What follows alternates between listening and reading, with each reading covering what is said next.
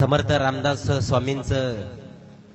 आगमन होतंय तर भक्ती भावानं टाळ्यांच्या गजरामध्ये आपण समर्थ रामदास स्वामींचं स्वागत करायचं आहे।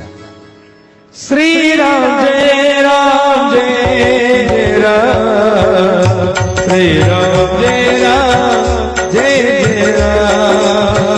श्री राम जय राम जय जय राम,